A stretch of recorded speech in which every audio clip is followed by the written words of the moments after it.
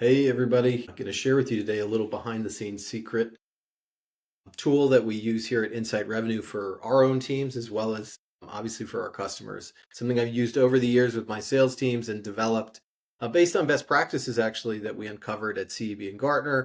And it's a incredibly valuable tool that I call a customer value roadmap.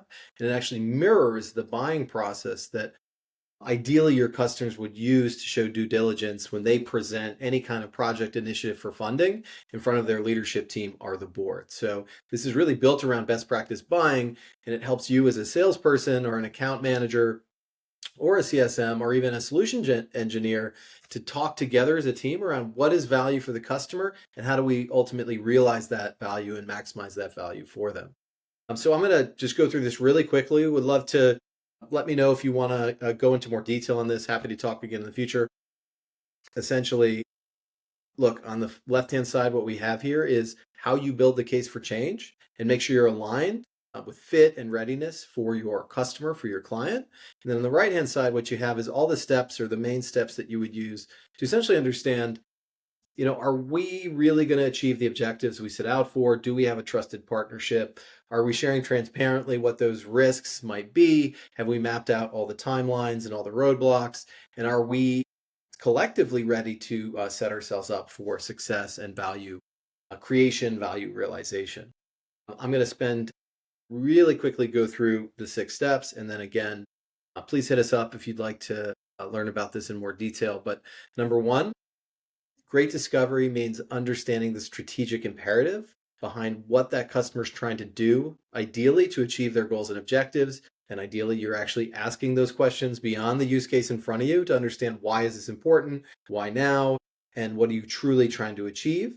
But not only that, you're actually looking at what's your view of the current state, like what's going on now, what's working, what's not working, and what ultimately are the gaps tactically and strategically to get there. Not just skipping ahead to the solution, but who's affected by these gaps, right? What's the cost of that to the organization? What would it mean to overcome that? And who's in charge of actually solving that problem, right? And if you can map out the buying group based in those terms, you're going to be able to dig in much more effectively around their key strategies and initiatives. The second piece of this is essentially what you should be prepared to do as an organization is come in and bring insight, right? We understand the journey that you're on. Now we want to understand, like, what can we share with you, having learned from other customers about how to make that journey more efficient, more effective, avoid those landmines. That is sort of the initial bar for insight, is that I'm sharing with you that perspective. And maybe I've actually got something pretty disruptive I could share with you about a very different way of looking at the problem and even the solution. And then the third piece here is doubling back to say, okay, what is the cost of the current challenge? What happens if we don't get this right? And ultimately, if we do achieve success, how would you track and measure that? What are the metrics that are most important, not from our canned ROI that you probably don't trust, but what's really going on in your organization? That might be different for different stakeholders, and it's really good to know that up front.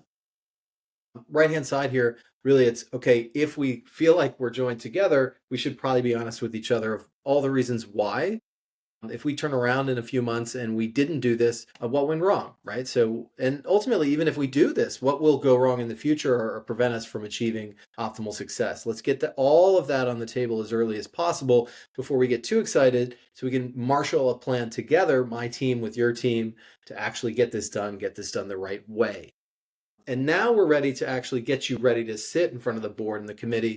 Ideally, we've got members from our team and your team sitting there saying, there's a lot of ways we could do this, where there's a lot of ways we're probably considering.